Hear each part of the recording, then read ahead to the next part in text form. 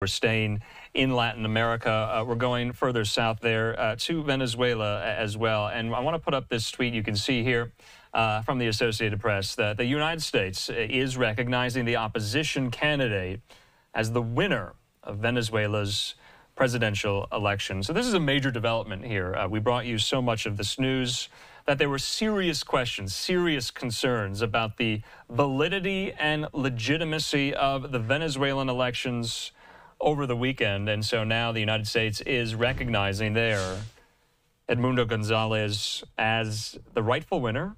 He is the opposition candidate. I have a statement in front of me from the Secretary of State, Antony Blinken. He says this: the United States applauds the Venezuelan people for their participation in the July 28th presidential election despite significant challenges.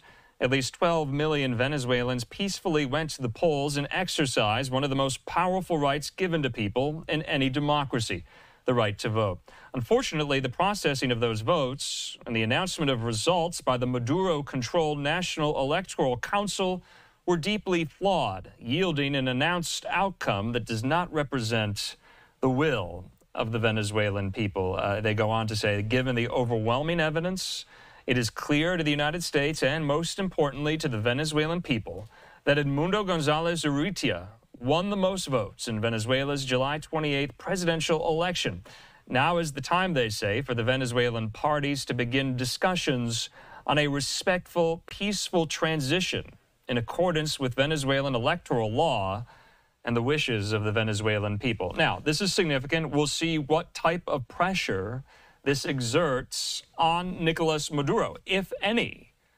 So I thought that was quite significant. The United States will not recognize the Maduro victory there, and we say victory in quotation marks because now the U.S. is saying that Edmundo González, the opposition leader, won by a majority of votes, winning the most votes there in the election that took place July the 28th.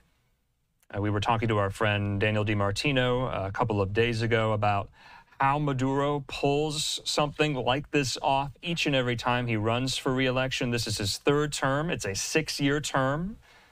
And so the statement goes on to say this: in addition, the United States rejects Maduro's unsubstantiated allegations against opposition leaders.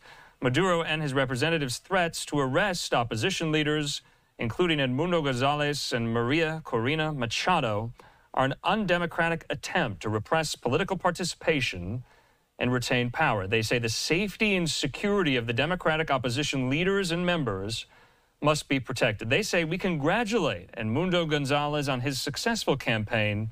And like I said, I'm going to repeat this line: now is the time for the Venezuelan parties to begin discussions on a respectful, peaceful transition in accordance with Venezuelan electoral law and the wishes of the Venezuelan people. We fully support the process of reestablishing democratic norms in Venezuela and stand ready to consider ways to bolster it jointly with our international partners. So you'll remember we brought you the news yesterday, coming in from the Carter Center, named after former President Jimmy Carter. They are one of the world's supreme authorities on observing international elections, and they too came to the same conclusion as the State Department here, that they could not verify the results of the Venezuelan election because they were rife with fraud, irregularities, what have you. As you remember, back in 2019, the United States, during the Trump administration, backed the then Venezuelan opposition leader. You remember his name, Juan Guaido. Didn't turn out